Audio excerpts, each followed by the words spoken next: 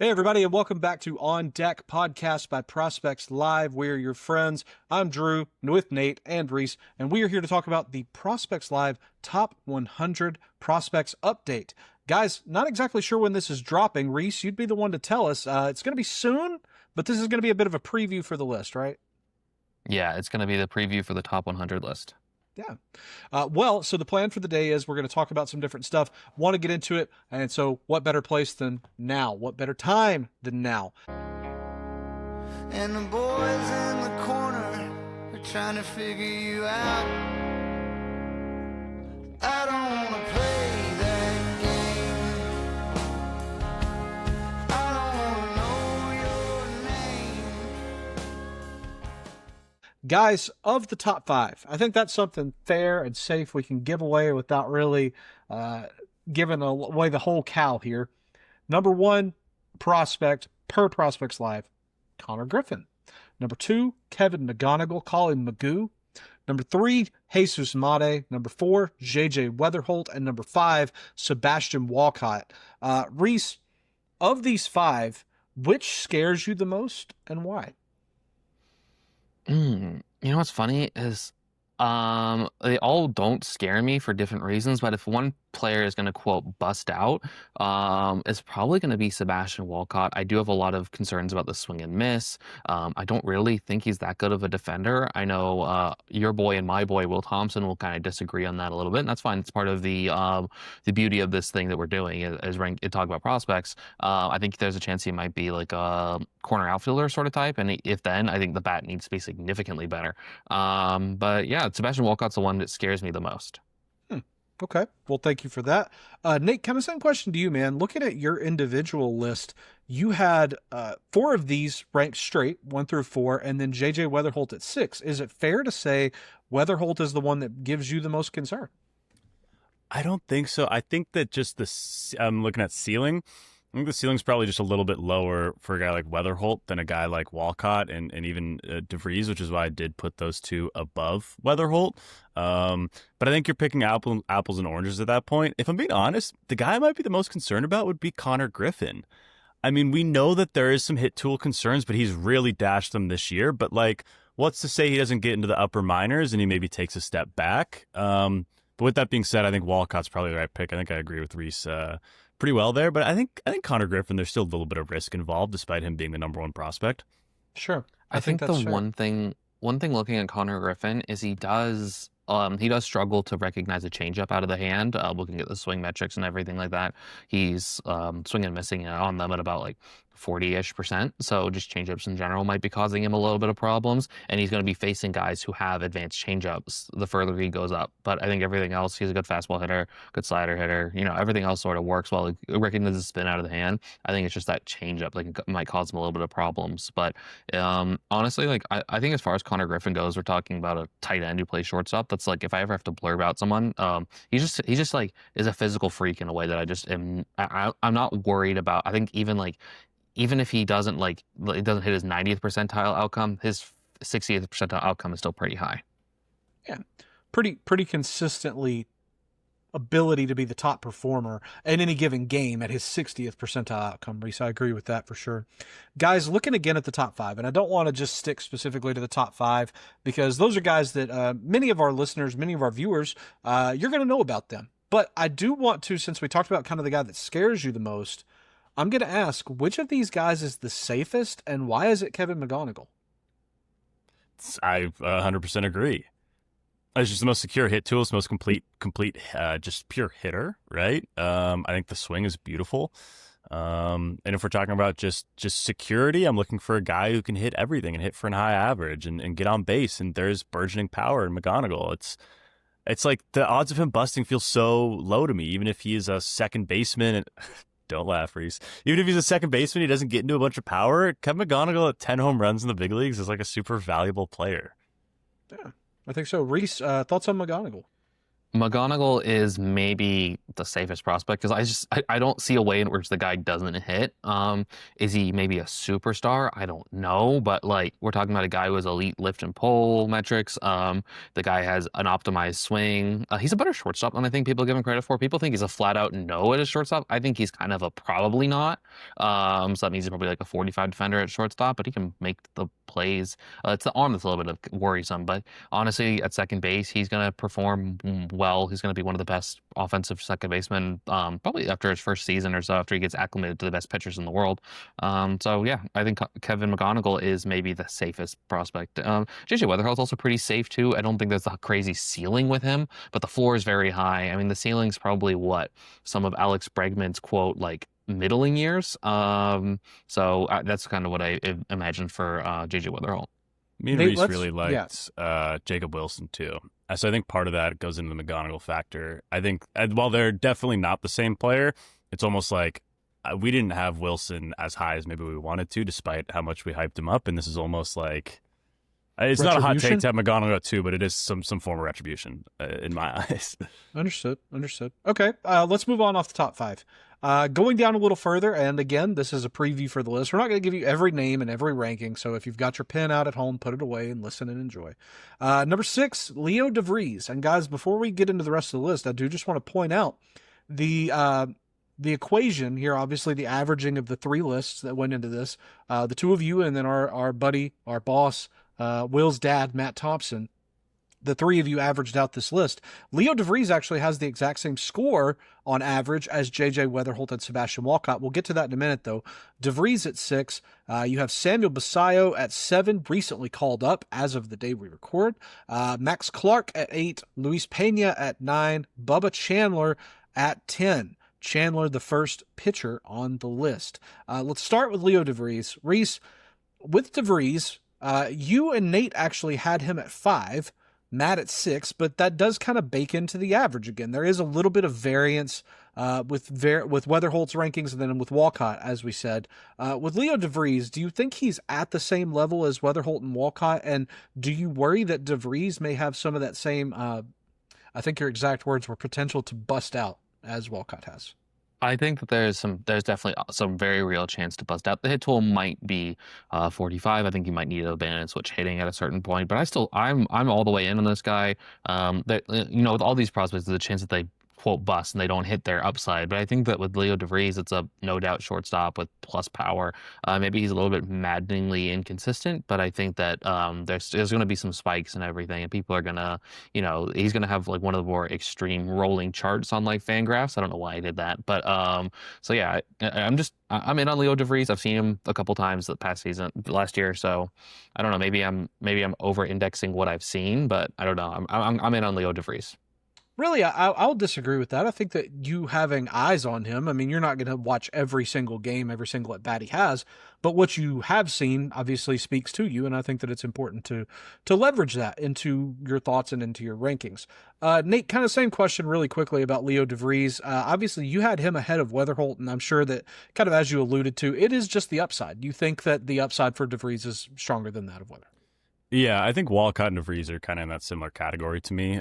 It's the high upside. They're so young for where they're at in the minor leagues, and they're performing well. It's just not the superstar numbers that you're getting from a guy like Connor Griffin. And yeah, I think those 3 and even Basayo behind them, it's those 4 are kind of in a tier for me. Weatherholt, Walcott, DeVries, and Basayo. I think you could really go any way on those 4, and you have a very valid argument. I think so too. Looking again kind of at that grouping, that 7 to 10, since we know DeVries is kind of baked in with the boys. We know, as we said, Basayo called up to the major leagues. Let's actually focus a little bit more specifically on, I guess we'll go 8 to 12 might be the better grouping here, just because their numbers on average are a little bit closer. And that's going to be Clark, Luis Pena, Bubba Chandler, Colt Emerson at 11, and then Andrew Painter, the second pitcher on the list, at 12. Rhys, I'm going to go to you here. Of these 5, Clark, Pena, Chandler, Emerson, and Painter, you have Painter ranked the lowest at 16 on your individual list. Does that mean that you think he has the most bust-out potential, if we're going to continue using your phrase? No, we got to come up with a different phrase, or I'm gonna start laughing over here. Because I'm wildly immature for 28-year-old men. No, I just like honestly like. I just like the prospects that I ranked higher more. Like, I don't think that Andrew, I think he's in the bottom end of a tier, if that makes sense. Okay. So, Painter's still really good. He's, you know, he hasn't recovered full 100%, like from Tommy John. Like, you know, we're still seeing some of the warts and stuff that come with the Tommy John. He'll be back 2026 and he'll be absolutely awesome. Although they might need him with Zach Wheeler having blood clots. Scary so stuff. I wouldn't be very scary stuff. Thoughts and prayers with the Wheeler family, because that is not something that I would want anything with your brother and everything, Drew. So, but yeah, he's just probably toward the end of a tier for me. I just like a lot of these guys that I ranked higher more. Yeah. Nate, going to you here. And when I say we, Nate, you and I have been on very separate ends of the conversation about one of the prospects in this 5, historically, Colt Emerson. And in a public forum, I need to say, Nate, I think you were more correct than I was about Colt Emerson. And I want to first say thank you. I'm sorry. And can you tell the people at home what it is that Colt Emerson's going to give? Because you can't argue that despite the fact that he's kind of finally turning the corner and all of the upside and hype that we've heard about, it's coming, like the dragons in Game of Thrones, finally we're seeing it. What's the real Colt Emerson, though? Can the real Colt Emerson please stand up, Nate? It's the real Colt. The reason he is so high on this list is it's purely projection based, because if you looked at him in a vacuum right now, you're like, well, he hits the ball on the ground a lot and he's still developing shortstop. I think the biggest thing that's changed for me this year, I was lower on Colt Emerson earlier in the year because I was like, we need to see some strides in some form of the game, whether it's the lift and pull of the defense. The defense has taken such a step up. He is a legitimate shortstop. Watching him in person, I think he has really good actions for kind of a big, clunkier mover. He makes it work really well. He comes in on the ball incredibly well. I think the arm needs to just improve just a little bit to make some of those plays in the hole. Sometimes we see him struggle with those. But I think when I think top 10 prospect, I need that defense or that power, one of those two. And the defense has really improved, and he still has that power projection with the really good EVs. I think his 90th percentile EV has crept up a couple miles per hour this year. So he's growing into that power, and at some point he's going to start lifting the ball a little bit more. And when he does, it's a home run. We've started seeing his B swings go for doubles off the wall in the last couple of weeks in Arkansas. So there's a lot to like about Colt Emerson, and he's finally putting it together. Even though the on paper hitting numbers kind of look the same, underneath the hood, everything's really taken a step up this year. Maybe so. Nate, what are the odds that, like you, Colt Emerson's just found something he likes about Arkansas? We won't get into that. Let's move on, though. Rhys, going to Bubba Chandler, you and I talk a lot on Path to the Show on Bally Sports Live and Stadium about prospects and almost the human element of the game, like the why. The why is this guy not up? With Bubba Chandler, I read this weekend that he is at 3 straight seasons, over 100 innings pitched, and yet still nothing with Pittsburgh. I'm not gonna path to the show you here and say like, what's the timeline here? But at the same time, does Chandler need to work on anything right off the rip? He just hasn't been performing as well this season. I think the performance has taken a slight step back, and obviously the Pirates have decided that they don't think that he's ready for the Major League Baseball. I think that he is. Honestly, like at this point, the Pirates aren't competing for anything. They're moving Andrew Heaney to the bullpen to screw him over in a contract situation. So why not, at least ingratiate yourself a little bit with the fans and call it Bubba Chandler? But that's neither here nor there. The slider, he's been throwing the changeup a lot more this season, and I think that's ultimately why the results have been a little bit less. Honestly, I think the changeup's a little too firm. It's like only like 6 to 7 miles per hour of velocity separation, and honestly, like you really want, for someone, especially a right-handed pitcher, you want that to be more closer to like 8, especially if the slider is not being thrown as much. I wouldn't be surprised if he gets called for the major leagues at some point and he's just start throwing like 40% fastball, 30% slider and all that, and then, dials the changeup usage back. So I think that ultimately might be the reason why, is because they wanted to develop the changeup, and the changeup hasn't taken the step forward that they wanted to. Understood. Nate, you're our pitching guy. With Chandler, Rhys was talking about the changeup just looking kind of firm, not really having the fluidity that you want that pitch to have, and especially, as he alluded to, for the right-hander.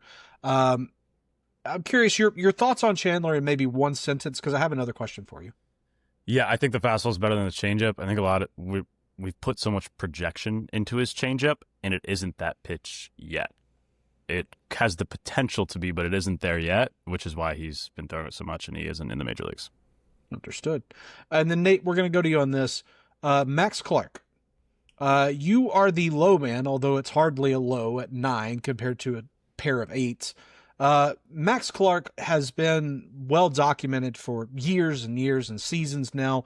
Nate, what's the ultimate upside for Max Clark, and do you have an off-the-rip comp for him? I think in our very first episode, we did Max Clark comps, and so now, nearly 30 episodes later, I'm curious if you've got an updated comp. I don't even remember. Do you remember what I said for him back then? I think I said Brett Gardner. You might have said Lorenzo Cain, or what? That was backwards. Yeah, I think those we were the had two some names. Lorenzo Cain talk. It's Lorenzo Cain with a bat, because I think early in this year we were still like, oh, was the bat going to be more than league average? Well, now it's like, well, how good can the bat possibly become? It could be one of the better defenders in center field at his best. I think he's got really good instincts out there. And it all depends on the bat and the power showing up in a big way this year, where this is like, see a 20-30 guy with like not quite gold glove level defense in center field. That's like a 4-win player, 5-win player. So I think we're starting to look at that middle just keeps rising for Max Clark. And in the same way, like the Tigers are so blessed. Rhys, you're so lucky, man. McGonigal and Clark. And then you have the upside of Briseño just hanging out. Like it's going to be hard to miss if you're the Tigers over the next couple of years. You have some very safe prospects. Yeah, and Troy Melton. Melton Mafia is up great. These days. Chris Yeah, Paddock is back. Chris Paddock, he's back. I don't know if people know that yet, but no, Clark has been fantastic. I threw a Lorenzo Cain, and now it's looking kind of like a floor comp. I mean, Yeah. Max Clark has really taken a step forward. He's lifting and pulling the batted balls more. Like pulling 108 miles per hour to the pull side doesn't sound like a lot, but you know, in a park like Comerica, if he's starting to lift and pull to the pull side, right field is where it's a little bit shorter and easier to hit home runs. When you don't have to hit into the extreme forest that is center field, where you batted balls go to die. Unless you're Miguel Cabrera or Prince Fielder, my favorite player of all time, my favorite hitter of all time. So yeah, I'm super pumped. Max Clark, you know, maybe like plus-ish defender in center field on his best days. You know, and he's also really patient. I don't think he's passive. I think he's patient. He's waiting for his pitch. And in the beginning part of the season, I did notice that he was being a little bit passive. He was letting balls travel into the zone a little bit too much, and that was resulting in him not being able to get out in front and pull batted balls, and that's why he was having a lot of oppo flare hits, which is fine. But I think we're starting to see Max Clark is really stepping into his own, and maybe he's closer to Kevin McGonigal than I think people want to talk about. I think that's really interesting. Certainly a discussion that warrants its own time. Don't want to bog us down with that. And maybe again, another episode, that's something we can talk about. That's a conversation that we will have to have, discomfort or not, Rhys. Let's talk about the next kind of cluster of guys.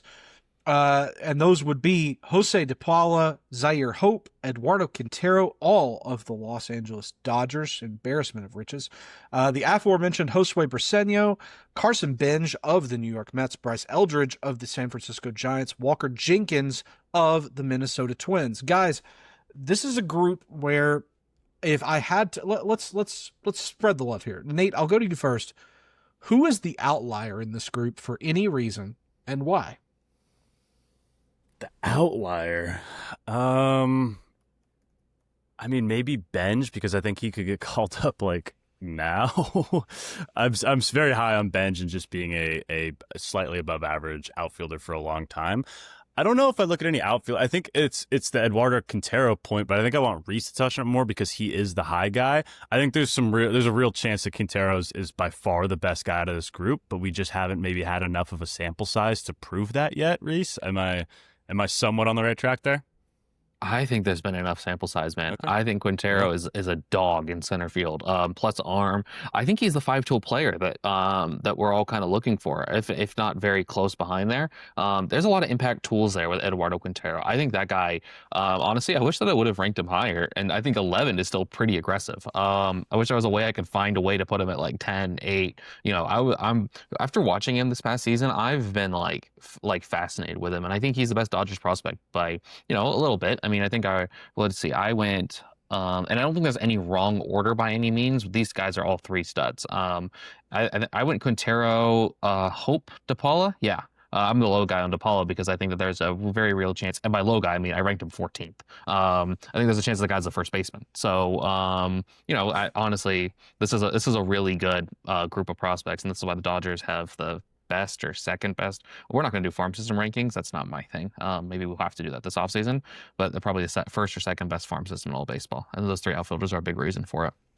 Sure. Absolutely. So Rhys, let's just kind of play to that. You said you think that you'd like to have Quintero higher. Let's test that. I mean, what do you see in Bubba Chandler that Quintero couldn't provide? I know that's a wild question considering one's a pitcher and one is a batter, but in terms of future value, if you really believe in Quintero, what's stopping that? I still believe in Chandler being an SP2 type. I think it's going to be a rough acclimation to Major League Baseball. I forget what the acronym Nate uses to describe him. He suffers from Jackson Jobe syndrome a little bit. There's not a lot of deception in the profile, so I think that once he develops that, that'll be the next step forward for him. But honestly, it was proximity. But Jose de Paula and Luis Pena, I think, are a lot closer than people want to talk about. Okay. Interesting. All right, guys, let's move down a little bit further into the mix here. Before we get completely down on this tier, kind of at the lip point of the 10s that I'm wanting to look at going forward is the Gage Jump, Jonah Tong, sub mini tier of fun and funk, I guess is probably a better way to say that. Nate, you have got Gage Jump over Jonah Tong. Rhys, you have Jonah Tong over Gage Jump. I think that this is time for a good old-fashioned path to the show level debate. So I'm going to give you each 30 seconds on the clock, and I want you to argue your case as for who is better. So Nate, again, you had Gage Jump over Jonah Tong. Your 30 seconds starts now. Gage Jump, I think, has a better chance to be a starter, and he has deception baked into his delivery from the left side, which is something that we're seeing is just so important in baseball now. While Tong's stuff might be a little bit better, I think Jump does everything else just well enough to leapfrog Tong by just a little bit. You have another 10 seconds if you want to just say anything to the people at home. Gage Jump squats so deep into his back leg when he pitches. It is so awesome. The release traits that he can get from that are like outlier stuff, and he must have the strongest legs ever. Stop. Okay, very good. 30 seconds on the nose almost. Rhys, Nate really brought the pain there in his 30 seconds. I'm curious, Jonah Tong better than Gage Jump? Question mark. Your 30 seconds starts now. So there's no wrong answer. I want to spend some of my 30 Correct. seconds talking about that. But I think that Jonah Tong's changeup is pretty freaking bonkers. We're talking about a changeup that gets a whiff about, 50% of the time. He elicits the chase over 30% of the time with the changeup. And honestly, from that high release point and that way that fastball plays, I think that gives him such a high floor. I wish the breaking ball was a touch better. I do think him and Jump sort of the breaking ball is the ultimate question with them. Give me Jonah Tong closer to the majors too. Stop. All right. Hey, that went well. 30 seconds for both of you. Y'all both did really good there. All right. And that gets us through that. So looking again kind of at that next 10-ish names, we've got Thomas White, another pitcher right there. Kind of not in the same cluster, I would say, but could be considered. Y'all may disagree with me. Travis Bazzana, Luke Keeschel, Nolan McLean, Trey Savage, Peyton Tolley, Angel Genoa, Arjun Namala, and then Cade Anderson at 30. Nate, we're going to go back to you here. Of these guys, you're lowest on Arjun Namala. You're highest on Luke Keeschel. A couple of infield type guys there. Curious, what's the rub on Keeschel, and maybe what's the doubt on Namala? Keeschel is such a well-rounded skill set, and I think major league performance does matter, especially like how often do guys get off to the starts that he's getting off to. Granted, Minnesota, I'm sorry, Luke, but it's very much opened my eyes, and he came back from the injury, and I think he's been doing fine. As far as Arjun Namala goes, I wish I had him a little bit lower. Honestly, I think while the upside's there, I'm starting to think the floor just continually his mid level is like 50th percentile outcome is getting lower and lower by the day for me. I know he's young, but other than like a really good 4-month stretch, he hasn't done a whole lot in the minors. Yeah, sure. I think that that's a very valid thing to say. I know that with Namala, we knew that it would be kind of an interesting development path just based on his background in baseball. So to see there be some bumps in the road really shouldn't be surprising to people at home. But yet, it's worth worth keeping in mind, especially if you're a Blue Jays fan. Rhys, looking at your guy here in this tier that is at the top, you ranked Thomas White at number 22, right on the nose, I believe, there with the overall rank. And then at the lowest, you had Cade Anderson, the recent draftee to the Seattle Mariners. I'm curious, is there any kind of fear with Cade Anderson, or maybe just it's a fear of the unknown, what he's going to look like as a professional? And then with Thomas White, what's your favorite thing about him? So I came into this last, and I was like, maybe I'll be the high guy on Cade Anderson because I respect a guy who doesn't know where doesn't know geography. He only knows pitching. Maybe that's an indictment on the LSU education system, but that's neither here nor there. Go to the SEC, don't throw a ball hard is what he did. But I don't know. I just think that he's probably of these guys. There's the least upside. The floor's fine. Namala, to touch on him really quickly. I just think that we catch him for like 2-month stretches every season that he's like looks like one of the best hitters in minor league baseball, and then he just decides to not be as great. But Thomas White, I think that it's I think he's like, honestly, like if we're going to look on it based on a tier, I know I ranked Gage Jump 21. I think there is a tier drop between him and Thomas White. I know some people like Thomas White a little bit more than I do. I think he's just a solid SP3 type, which is good, which is probably what you should be ranked in the top 20 or top 25 of a prospect list, especially with a down. It's a good changeup. Fastball's good. Breaking ball's fine. I don't think there's anything like, I don't think he's gonna like have like crazy. I don't think he has like a Nolan McLean level sweeper by any means, but it's fine. A bunch of good stuff, good frame, everything that you sort of want. And he's from the left side, so I think you get a slight little bump there too. Interesting. Okay. This group of pitchers is so much fun. There's a lot of McLean, Savage, talent. Tolley, Cade. I mean, I could talk about Tolley, Savage, and McLean forever. Those are such fun pitchers, and I don't know. Okay. I don't know where I was going with that. They're so fun. It's such a fun group. Well, I like that we had the second baseman back to back too, Travis Bazzana and Luke Keishel, because those are the only second baseman that I recognize at this point. Nate, I kind of like what you just said. You could talk forever about Tolley, Savage, and McLean. Let's test that. I think I'm going to give you 20 seconds for each of them. How's that sound? Yeah, I mean, whenever you're ready. No, I was going to say, whenever you're ready, I'll tell you when to switch. Go to the next guy. So you tell me when you're ready. I'll start the timer.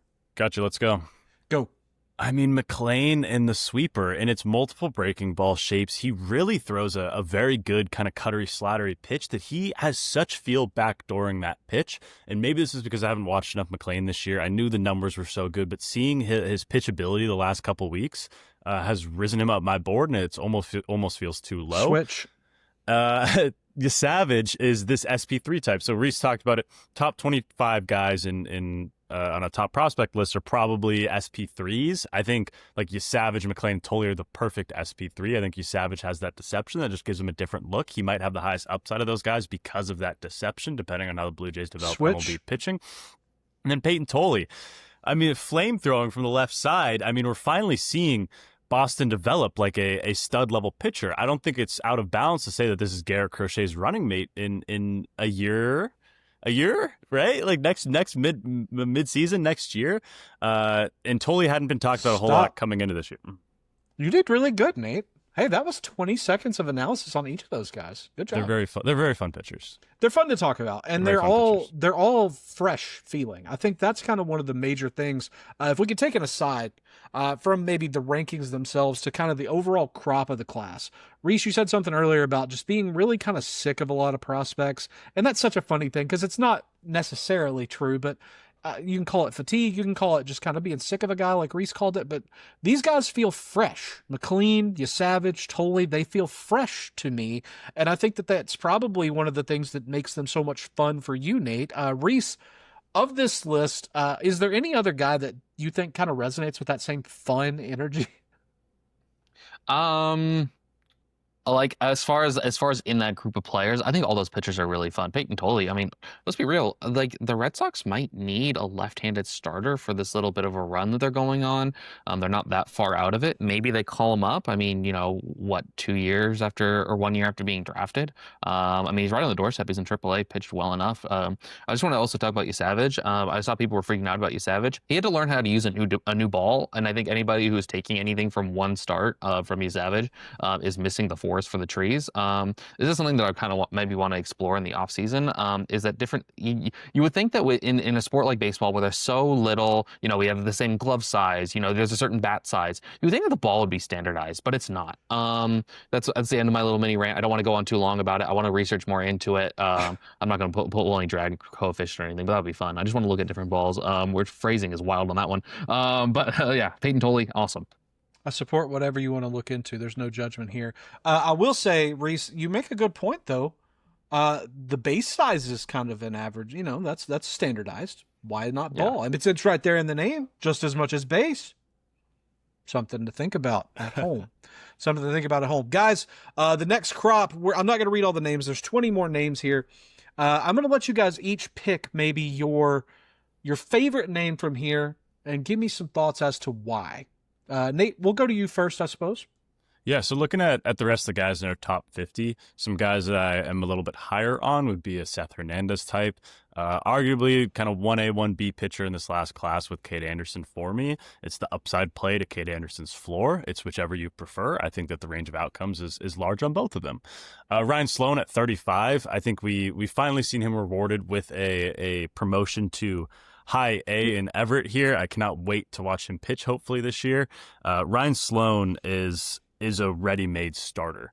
Like, this is a guy whose upside could be that of like a Seth Hernandez type, in my opinion, because he has such feel for the off-speed pitches, and the fastball's very good. I think it's better than Seth's. And another guy I have who me and Rhys kind of agree on is Franklin Arias at 40. Rhys has him at 42. I think it's a really fun player. Drew, I want to hear your thoughts on Franklin Arias. Okay. Well, thank you. Well, I think that we had the conversation about Franklin Arias being what's really the difference between he and Colt Emerson, right? And so since then, it's kind of made me rethink both of those players. And I think that this tide has kind of balanced them both out. I think that it has brought Arias down and Emerson up. And I think I actually would probably lean towards this list now, and I would have Emerson over Arias, as bizarre as that sounds. What we know about Franklin Arias is that he has a really, really strong hit tool. I mean, it is an exceptional hit tool, especially for his age. To be at this kind of precocious level of the minor leagues and be able to hit and have, I guess it's more feel for contact than hit, I would say, but just has such a strong feel for contact. What is the other tool there?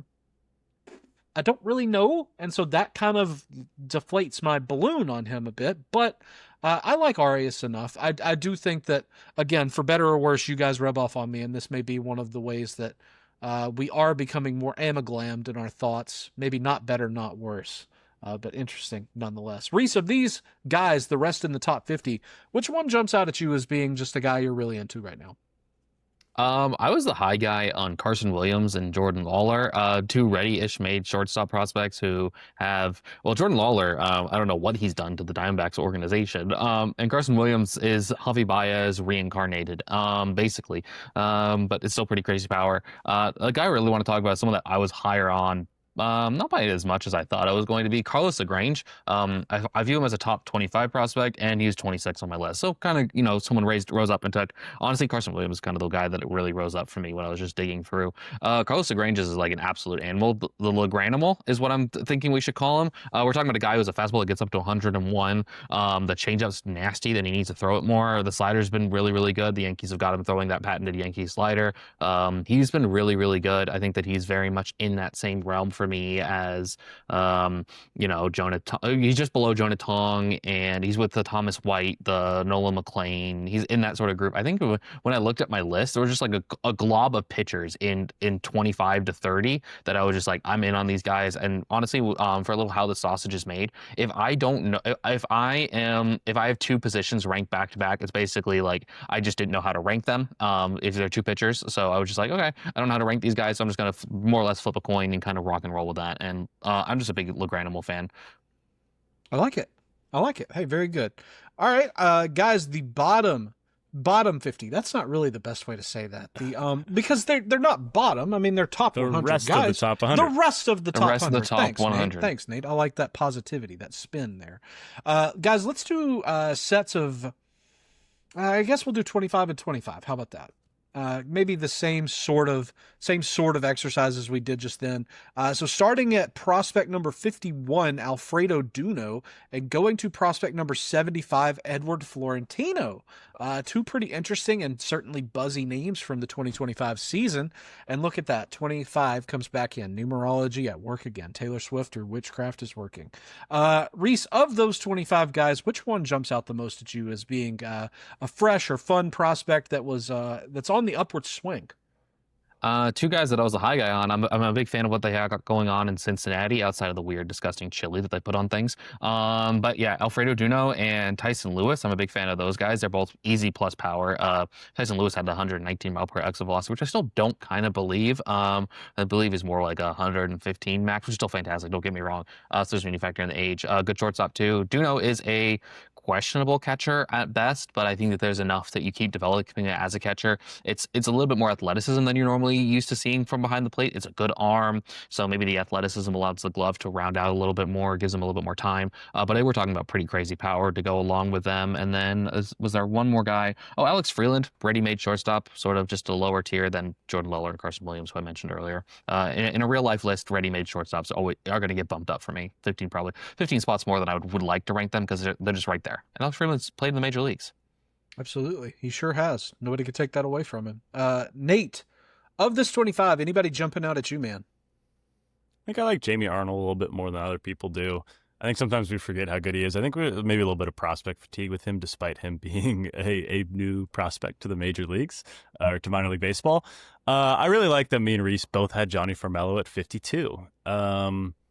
I think there's a real chance there's like a 5-tool-ish player there in Farmello. He plays a really good center field. It's plus power. The frame still has room to grow. He's been hurt, right? Like the ACL, he's been out for a couple months this year. So obviously you don't love the injury concerns. If it wasn't for the injuries, I think he would be closer to a top 35 player for me. Just seeing him in person really changed my view on him, because the defense is special. I do want to talk a little bit about Spencer Jones, and I think this is a conversation for the three of us. I had him at 94. Matt had him at 48. Rhys had him at 55. I have serious concerns about Spencer Jones against MLB pitching. He's been able to get away with it in AAA because guys will hang stuff, ballpark factors, et cetera, et cetera. I had a hard time even putting him in my top 100 with some of the holes in his game, but I do want to hear your guys' thoughts on him, because it's such an interesting prospect. Maybe the most interesting guy in the top 100. Do you want me to go first? Sure. Okay, cool. Honestly, I told you guys pre-show, I like 50 prospects, and then after that I had to rank some guys. I'm just joking. But there's impact defensive center fielder for sure. So that raises the floor a little bit. I think that buys him some time to figure out the hit tool at the major leagues. I think that's still a 30 hit tool. I think that, and I just don't think he's going to make enough contact. But when he does make contact, right, it's the Tobias Funke meme, right? Everybody deludes themselves into thinking these guys are going to constantly make contact. Will it work for them? No. Will it work for us? Probably. And that's what Yankee fans are probably hoping with Spencer Jones in the Yankee front office. I mean, it's easy 70 power on contact. The swing's a little weird. I still think it's very bizarre that he's changing his swing stance as much as he is. Makes me kind of, I don't know if I downgraded or whatnot, but it's just a very interesting note, because when you watch him, it's like, oh, like when I have to write his report this offseason, which I really hope he graduates, by the way. I really don't want to write his report. How many times am I have to spend the 350-ish words writing on how many swing changes he's had throughout the season? But that's neither here nor there. It's plus power, plus speed, plus defender in center field with 30 contact skills. At the very worst, he's an impact fourth outfielder. What good player have we ever seen take this hitting approach that he has, as far as the swing adjustments and the constant? Obviously, is a feel for finding barrel if it's in the zone. But like, I have never seen a guy make this. If one of my players in college was making swing adjustments every day, they would go to the bottom of the depth chart right off the bat. So I don't know what the Yankees are doing. That's just where I get so scared. Well, that's a damn good question. They're not teaching fundamentals. They're not. Anyway, that's not. It's terrifying. I think it's terrifying, because he could be the best prospect in baseball if things worked out well. Like the tool set's insane, but like it's such a weird thing going on. And when something weird happens, I think that makes me lower on the guy. I don't know, Drew. What are your thoughts though? It's the hardest to rank guy. It's the hardest to rank guy in my opinion. I could agree with that. I think that this is going to sound so much worse than what I mean it. So I trust that you guys, I hope will know me well enough to know I don't mean it with any malice. And you guys at home, I hope you do as well. I'm kind of at this point just ready to stop talking about it and see what happens. Like, I'm ready to either be right or wrong with Spencer Jones, and I'm totally fine if I am wrong. But when I see these things, I don't know. You guys are correct that it's concerning that there's so many alterations from at bat to at bat, even in the setup at the plate with him. But that being said, if what we're seeing is success after success after success, what if this is just the first guy to put jelly with peanut butter? And that's putting it really strangely. It's a strange analogy, but if there's something to be said for this, then at a certain point, I don't know. I'm just, what I see is a guy who impacts the game in some way or another, whether it's on the base paths, in the outfield, as Rhys said, an impact defender in center, or with the power, because it's insane, real, present power. I hope that Rhys is correct in that he does not have to rank him again. The time is kind of running out for that. And Nate, I think that you're very valid in saying that it's concerning for a player to make so many alterations in such quick succession. You can't give it time to see what really works and doesn't. At the same time, though, I can't argue with this level of success. And I'm ready to either be right or wrong about Jones. And I think that no matter the case, I'm going to learn something. I'm either going to learn that you don't argue with tools this loud, or sometimes you can tinker yourself into a prospect grave. So that's kind of where I'm at with it, if that makes sense. The 75% zone contact rate is just scary. You know, and we're talking about, you know, he swings and misses a lot. I mean, he's a 52% swing guy. Like, there's just a lot here that I'm just like, man, everything here just like, it's red flags. But when you see the 114 max EV and the 51% hard hit rate, you're like, damn, maybe this could work. It's such a fascinating profile. You know, Yes. the one good thing for him is he doesn't hit the ball on the ground a lot. So I don't know. I know we got It's to move on. peculiar. It's peculiar. The spread of outcomes is ridiculous. It is. That's very well said, Nate. I It's think top 10 that player in baseball or playing in the KBO in 5 years, right? Yeah. There's no difference, or there's very little middle ground for him, I think. I'll say this. I was not invited to participate in this exercise to build this list, and it is for the best because Matt had Jones highest at 48. He would not have had the highest ranking if I were included.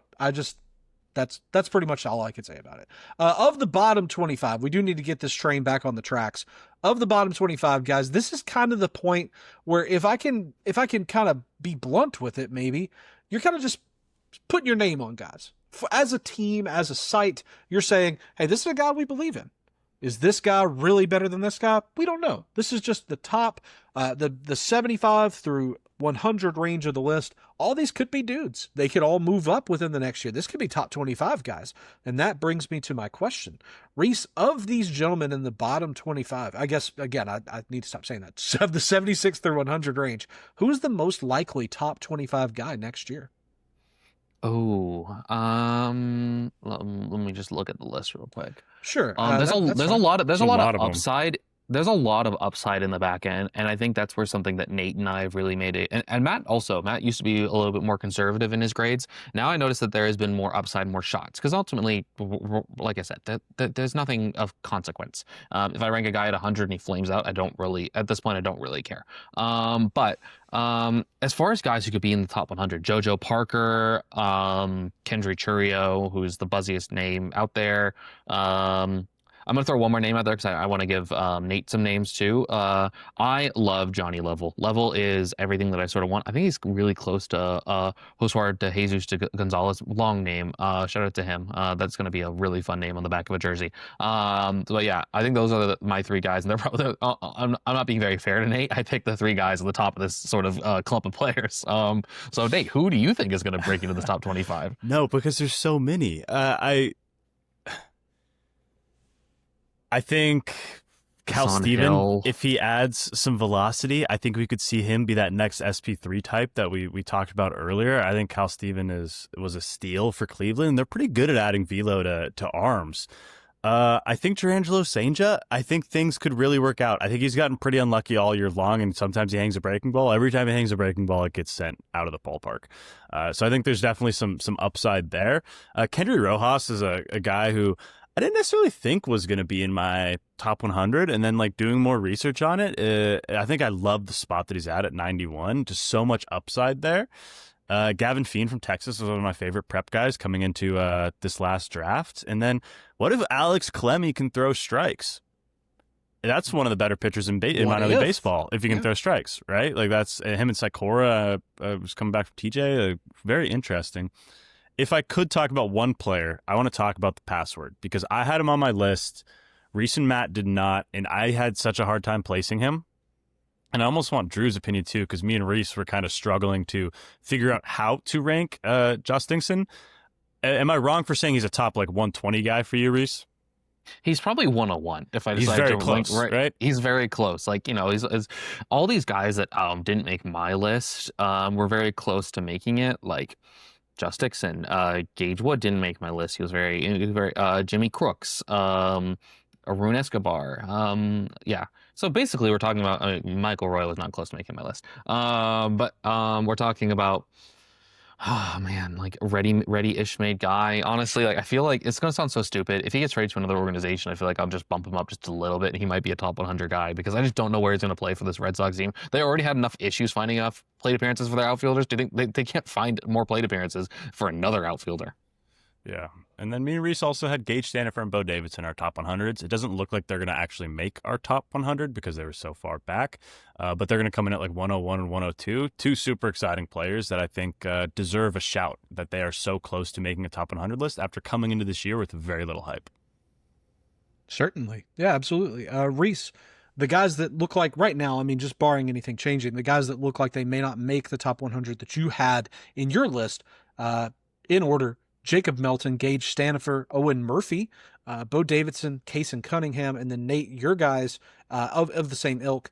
Justinson Garcia, as you alluded to, Gage Stanifer as well, Bo Davidson as well, Arun Escobar, Harry Ford, and then we'll give a shout out to Matt. Matt's not here to speak about his, but the ones he had in the top 100: Gage Wood, Jacob Melton, Jimmy Crooks, Michael Arroyo, and Cooper Pratt. So if you're wondering, whenever the list comes out, hey, what about, they were close. So there you have it. And that, guys, is a top 100. That's how it's done. You take three smart people, give them a bunch of prospects, they pick 100 of them, you average those together, you get a good list. At least that's how it works for us here at Prospects Live. Guys, one quick note about the list, and then we'll wrap this up and send us on our merry way.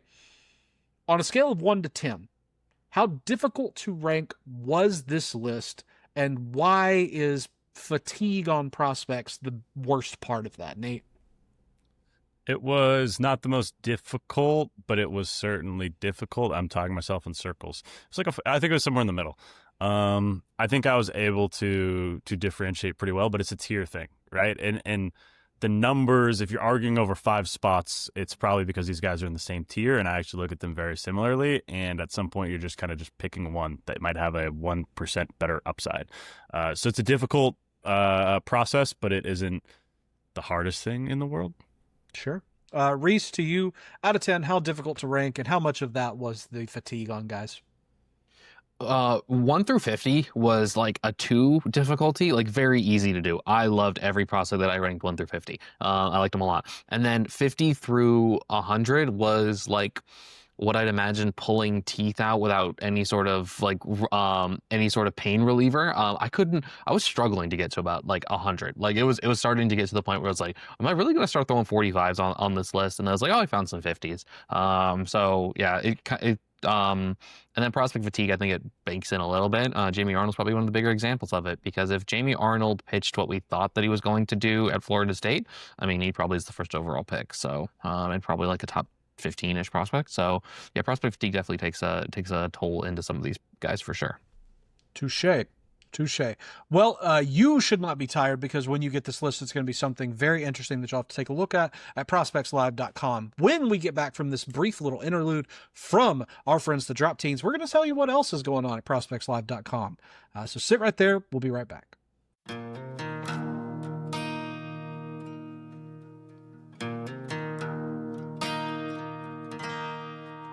Thank you to the Drop Teens for fantastic music interlude right there. And with that, we're going to do what's going on over at Prospects Live. We have the daily sheet coming out. We have the Dynasty Baseball pickup guys. Doc has released his Sunday Smokes article. Greg has released a Live Looks article. I will also be coming through with a Live Looks article as well at some point this week. Obviously, you know, as the title of this episode, at the top 100 list, we will be putting Nate and I will be posting our own on Twitter after that, or X. So keep on with that. And with that, I don't see anything else that's coming out between now and then. Oh, Dynasty Diplomas might be coming out between now and then. Shout out to Lucas for that one. And with that, what is on your mind? Let's go with Nathaniel. My name's Nate. I have a pet peeve when people call me Nathaniel. I think Nathaniel is a sucky name. Nathaniel's kind of like a sucky name. What do you mean by that? It's a bad name. Nathan, I'm a Nathan. Nathan's way better. Nathaniel seems like a home monitor ass name. Yeah. Like I'm a no cool. fun at parties ass name. Which I don't know about the cool part. Okay, yet, okay. But before you get to what's on your mind, I need to ask you guys this, because we're breaking down the difference in the names. If I suddenly told you both I wanted to be Andrew or Andy, how would you feel about that? What's the difference between Andrew, Drew, and Andy? Andy's a fun guy. I'm definitely Andrew. not that. I don't like the name Andy. I don't like it. That's my dad's name. Watch your mouth. That's Mr. Sorry. Rasmussen. I'm gonna Mr. bring my mom Rasmussen. back on. Yeah, I know. I like Andrew more than Andy. I like Andrew more than my dad's Andy. an Andrew, but I like Andrew. I don't like Andy, but I'm gonna go Drew. I don't know why it's an odd frame, but Drew, Andrew, and then big gap, Andy. I don't like the name Andy. There you go. Nate, I'm sorry. Go ahead. Y'all talking about the different, and then Rhys, we need the official Nate, Nathan, Nathaniel tier as well. Nate, Nathan, Nathaniel. yeah, I think Nate and Nathan are pretty close. I go by both, which confuses people. I'll just introduce myself as Nathan sometimes to people, and it's kind of weird because then people are trying to figure out who I am. But I just like keeping people on their toes. Yeah. See, that's one of the pitfalls of my mom just giving me the name Rhys. There's no anything else after that. It just you get to call me Rhys. Here's the official tier there. Rhys-topher, Rhys, Rr. Yeah. Yeah. I'm just calling you East. East. Yeah. Yeah. That's great. I like that. Nate, I'm sorry. Go ahead. I don't really have much on my mind. I went to an awesome concert last night. Sam Barber, really good country-ish music. Got this hat right here. Had a lovely little time there. He had a super good opener, Jonah Kagan. Some kind of folky kind of tunes. I think that you guys would enjoy that. But so I was at this concert last night, and I was like, why do I like Sam Barber so much? Because it's such sad country music. It's like painful. Like he is like expelling demons during his set, and it's very like emotional country music. And then I'm like looking around, and it's only couples inside this theater. And I'm looking around, I'm like, this is the most single guy music ever. So it's kind of weird to like be there on a date with a woman and be like, this is what I listened to when I was like down bad single. Like this is the guy, because it was such tragic country music. So I thought that was a funny thing that I was noticing, is like none of the girls knew who he was. It's like such single guy music, and then the single guys get girlfriends and then they still like the music. But it's not like you can sing along to it because it's such a downer. So I don't know. I thought it was like it's very sad music, like very sad country music. It's great voice, like great instrumental kind of capabilities on the band. But I just thought it was really funny. I'm like, why do people go to these super sad concerts? And I'm like, wait, sad music kind of rocks, man, when you're like a single guy or whatever. But I was like, maybe that's not the best place to take a date, is to the sad country. I was like, I probably should have gone to this alone and like found something out about myself. But I just haven't been up to much, so I didn't have a whole lot of what's on your mind. So I want to expand upon this. What is your sad? I'm going through mine. So if we want to, you're talking sad music. Sad music. Sad. I mean, I don't know. I like sad country music a lot, man. I think there's a lot of good sad country music. Jason Isbell's one of my favorites. Everything he makes is pretty sad. Let me see what Spotify thinks I listen to. If it's going to create me a lonely, sad music. Let's see what Spotify comes up with for me. I don't know any of these people. I'm looking for like, I think I had maybe a sad playlist at some point in my life, and I'm struggling to find it, but Oh gosh, I have a There's song no- specifically that I love that is very, very sad. Oh my gosh, I'm never It's gonna a be able to think shocking of lack one. of Future on here. There's no playlist that I Codeine listen Crazy. to. Codeine Crazy. No, who is Throwaway I by don't know. Future. Listen, Future gets me fired up every Okay, here we go. Here's a good sad song for anybody needing a good one. "Sleepless" by Novo Amor. One of my favorite songs. That is a tragic song. I love that song. I It know is that tragic. song. It was an absolutely tragic one. I do have Um, another just absolutely like heartbreaking song as well. Varuo, and that's spelled Varuo by Sigur Rós. That is, I forget what nationality they are, but that's a heartbreaking song. You will not speak the language more often than not, but guys, that song will put you in your ultimate feels. So every year on my Spotify, Wrapped, my 1 and 2 are always a combination of Zach Bryan and Bon Iver. If you guys know who that is, Yeah, absolutely. And they're both very sad musicians, but those are like the two guys I listen to way more than everyone else. Like I lift to Bon Iver, which is like people think I'm insane. I like channeling crazy. I channel my demons when I lift. I listen to heartbreaking got some stuff going through his mind. No, like I don't know if I ever told you guys this. When I pitched at Bushnell, I made my head coach slap me as hard as he could in the face before I went out on the mound. Like full on slap. I would try and fight guys in the dugout because I just had to get going because this 80 poo wasn't going to get it done on its own. You needed the fight or flight kicked in. I needed the juices going, and I would be slapping myself, and I couldn't do it hard enough, so I'd make other people hit me. So that's a funny Nate story. I used to make my coach slap me as hard as he could before. And one time I went to the mound and I was lightheaded because I got hit so hard. So How'd I guess you do? that's I locked in. But there always was a thought like, what if he knocks me out right now? Then what? You know what? That would be awesome. So funny. That's really great. Sorry, guys. We have to have a delay. I knocked out my. I knocked out my pitcher. Like how great would it be if they're just kind of like, all right, we're going to the bullpen, and that's okay. It looks like we have Rasmussen up, but nobody's coming out yet. Wonder what's going on, and then like kind of just another minute later, it's like okay, now we've got another guy. It looks like Smith is up there warming up. What is happening? Yeah, that'd be the funniest thing. Caffeine, smelling salts, physical harm. I did everything. I was the psycho closer, which I think people don't always think about. But I threw 80, which made it so freaking cool, in my opinion. I love that. Yeah, you are a great demographic of pitcher, Nate.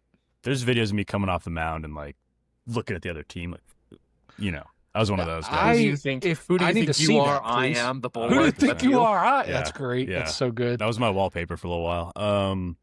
Okay, I've talked enough about a bunch of different things. Let's get to Drew and what's on your mind. What's on your mind? Sure. Well, I have kind of a topic I want to talk about with my buddies, but I do want to give a special shout out to a listener or two at home. This weekend, guys, my brother Kyle and his girlfriend Faith went to go see Kyle's favorite team, the New York Yankees, in St. Louis.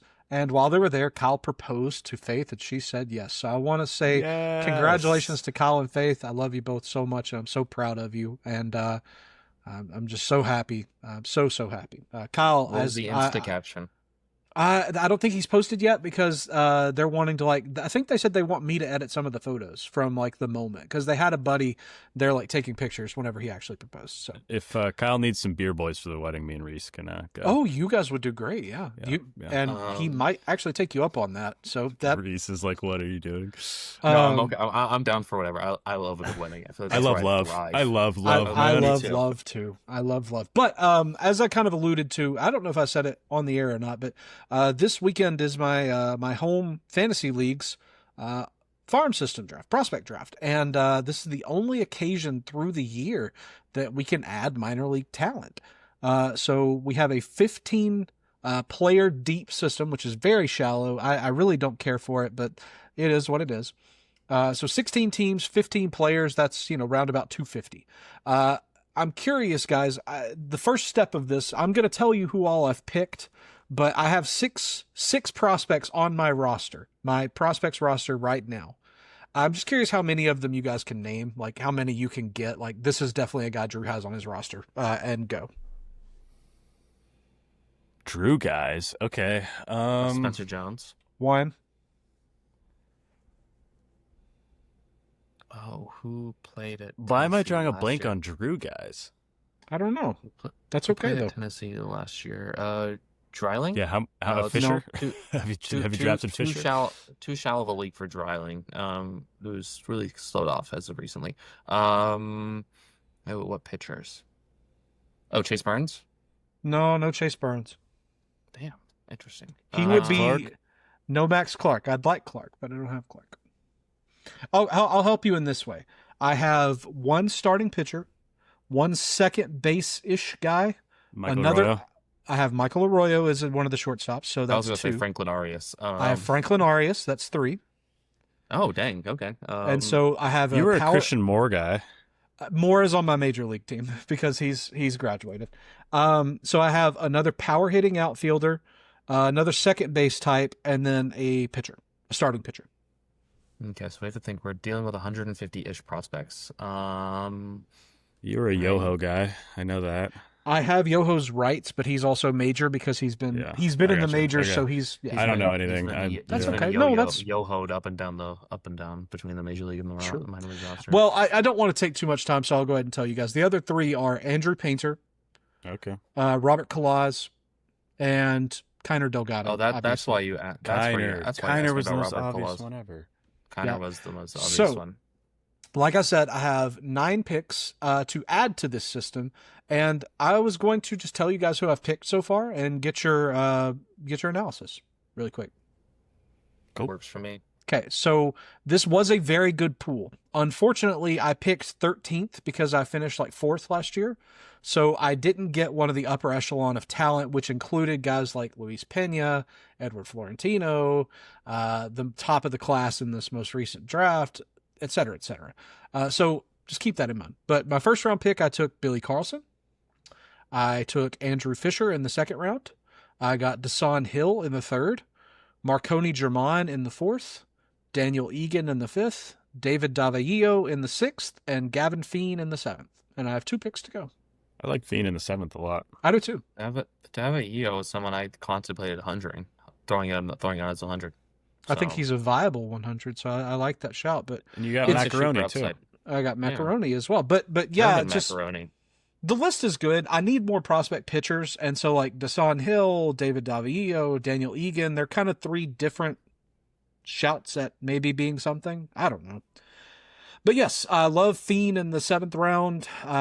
Marconi Fiend in the German seventh in the round's pretty 4th crazy. is pretty wild. I don't think that this will be out by the time we're finished. I'd really like to snake maybe. I'll just tell you guys who else is on my hot list. You guys know it. Hayden Alvarez is a name I've almost pulled like 5 times now. I think is a good pick the later we get. And also Josh Hammond is a name I'm really looking at. I love Hammond.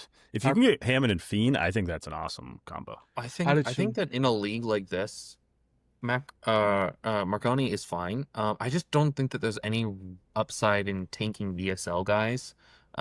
Because they will come to the complex. And how would you rank the prospect knowledge of this league? Because in leagues like this, if I know that I mean, for the most, not to brag, but most of the time when I enter a league, I do tend to have the highest prospect knowledge, although that's not true in my current league. That drives me crazy. Okay. I guess to answer your question, I guess it's I would say that I have the most deep knowledge, but it's a league of very smart guys, and it's getting smarter. And I'm not going to take credit for that, but I think that everybody knows they have to study because it has gotten out that I do this. And so, not that I keep it a secret by any means, but I would prefer that people treat me the same as they always have. So, So it's the price of fame, if we're being honest, Drew. I would Rhys never. has it. Rhys gets affected by it every day. He can't go Yeah, to well, I can't the even Whole go. I can't Foods. go to Jersey Mike's and picks up my sandwich anymore without being bombarded. That's you know, just it though, is that when Danielle he's the gets hate face of mail. baseball media, I'm just Drew. So, anyway, that is what's on my mind. Again, another congratulations to Kyle and to Faith. Congrats, Kyle. And Faith. While we're shouting out Kyle, I'll read through his picks in this draft really quick. Kyle's had a much better draft than me. Kyle's gotten Peyton Tolley, Alfredo Duno, Esteban Mejia, Hector Rodriguez, Yohendrick Penango, Elmer Rodriguez Cruz, and Vahiva Aloy. Kyle has done fabulous. It's a very good draft. Well, he's drafting in front of me, and so he also has the privilege of asking me who's good. I'm just kidding. Kyle doesn't ask me who's good. He's very smart. Okay, Rhys, what's on your mind, or I guess more appropriately, what are we drafting? What are we drafting? So I've been really rolling well in these drafts these past couple of days. I mean, I destroyed the adult character draft. We're staying in the character realm, but we're gonna go with Pixar movies. We were gonna do Disney, but then Disney opens up way too many. Then we have to have the discussion. Does Star Wars come in? Does Marvel count? Can we draft Stephen A. Smith? Can we draft his sort of stuff? Can we draft ESPN stuff? So I just decided that we're gonna go Pixar and keep it pretty. Everyone anybody who doesn't like Pixar movies, you find something else. You just sad person. Some might say, unless you guys don't. And I think we've already decided on the order. I'm going first again, so I get a chance to just run away with this draft. Now, are we drafting our favorites, or are we drafting best movies? Because I think I have a little bit of a difference, but it doesn't change my first pick. There's 29 released Pixar movies, and we're drafting 16 of them. So we're getting into the weeds. I think it should be a combination of both. I don't know if you necessarily need to limit. Best favorite, I think, are the same thing in these drafts that we do, right? Yeah. Okay, then I am going to start off with a banger. I hope so, at least. I'm drafting The Incredibles. I absolutely love The Incredibles. It is the fourth best superhero movie of all time, behind the Dark Knight trilogy. Oh man, movie. What a pull! That's because I'm assuming that this is the Dark Knight trilogy, The Incredibles. The Incredibles, yeah, it's quite the list. Drew, I believe you are second. Okay. Wow. Okay. That I'm still kind of shook by what Rhys just came out of his mouth. Okay. Well, I think that I'm going to go with Toy Story. I think that the original Toy Story is a seminal classic, started it all. I have such a great memory with that movie, like on a personal level. It's an amazing accomplishment. Like, I know, Nate, consider that this movie was made entirely on Mac computers whenever that was a rarity. Just such a cool thing to see that started this whole deal. Very pleased. And the characters, Woody, Buzz, they're just tremendous stuff. Nate, that goes to you for 2, sir. Yeah, I'm going to go Cars. That would be my 1-1 in Pixar movies. That was the OG. That was in my timeline. Born in 2002, came out in 2006. I was prime time age. For my next pick, I'm going to go Finding Nemo. It's such a heartfelt classic. And obviously there's another one that will probably get drafted. But OG, Nemo and Cars, man.